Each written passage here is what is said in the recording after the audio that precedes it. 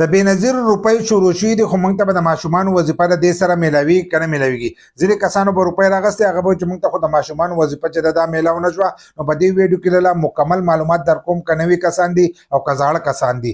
دا ویډیو معلوماتي او د غریبانو دپاره تاسو ویډیو رالی دا مخکې شیر کوئ چې نورو کسان ته هم ورسي. نو د بېنظیر روپۍ چې دي هغه شروع شوي دي 13,500 روپۍ چې دي دا شروع شوي دي. خو ډېر داسې کسان دي چې هغه بار بار دا تپوس کوي چې موږ ته به د ماشومانو وظیفه میلاویږي که نه میلاویږي. نو د ماشومانو وظیفه چې ده د هغو د طرفه چې کومه خبر راغلی ده نو هغه وایي چې د دې قسط سره د ماشومانو وظیفه چې ده دا نشته خو ځینې کسانو ته چې دی دا به میلاویږي. لکه د ماشومانو وظیفه چې ده که د دې نه مخکې تاسو کتلئ نو د هر قسط سره به تاسو ته د ماشومانو وظیفه میلاوېدله.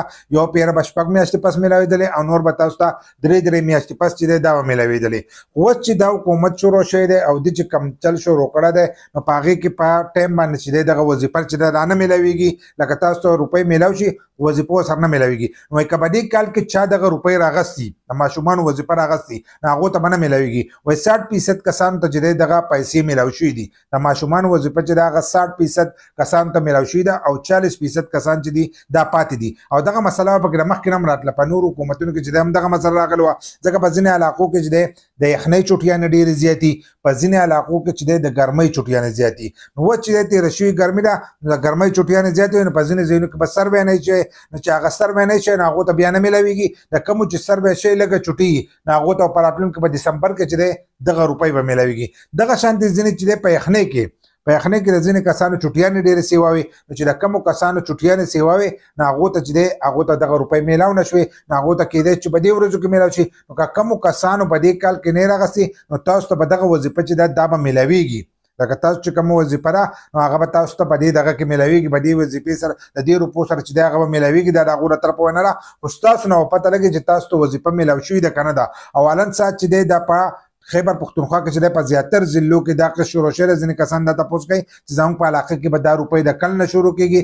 نو اوس چې دی دا شروع شوی دا ویډیو چې تاسو ګورئ نو په ډېرو علاقو کې دا روپۍ شروع شوي دي. تاسو د خپل تحصیل چې دی د هغې معلومات وکړئ چې ستاسو په علاقه کې کیم سیټ لګېدلی دی که نه ده. که کیم سیټ پکې لګېدلی نو لاړ شئ او خپلې روپۍ چې دی دا راواخلئ.